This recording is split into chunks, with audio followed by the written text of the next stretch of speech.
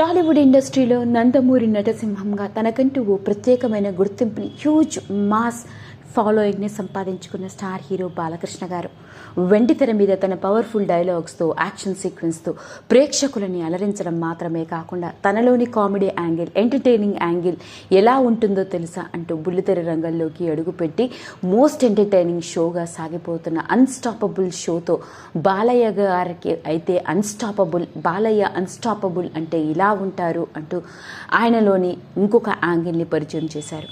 అలా బుల్లితెర ప్రేక్షకులని ముఖ్యంగా ఓటీటీ ప్లాట్ఫామ్లో ప్రసారమవుతున్న ఈ షోతో హ్యూజ్ స్టార్డమ్ని ఫ్యాన్ ఫాలోయింగ్ని మరింతగా సొంతం చేసుకున్న బాలకృష్ణ గారికి జనవరి 26వ తారీఖున గణతంత్ర దినోత్సవం సందర్భంగా పలు ఆయా రంగాల్లో సేవలు చేసిన వాళ్ళకి వాళ్ళ సేవల కృషికి గుర్తింపుగా వాళ్ళని ఆదరిస్తూ ఇచ్చే పద్మ పురస్కారాల్లో ఒకటైన పద్మభూషణ్ అవార్డు ఆయన్ని వరించింది.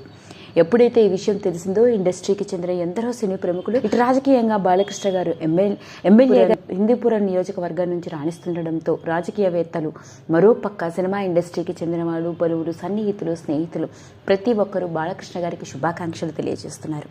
మరి ఇలాంటి నేపథ్యంలోనే స్టార్ హీరోగా హ్యూజ్ స్టార్డమ్ని సొంతం చేసుకున్న పవర్ స్టార్ పవన్ కళ్యాణ్ గారు ఆంధ్రప్రదేశ్ ఉపరాష్ట్ర ముఖ్యమంత్రిగా ఆయన హోదాలో మొట్టమొదటిసారిగా బాలకృష్ణ గారు ఎప్పుడైతే పద్మభూషణ్ అవార్డు వచ్చిందో ఆయన మాట్లాడిన తీరు అందరినీ ఆశ్చర్యానికి గురిచేసింది.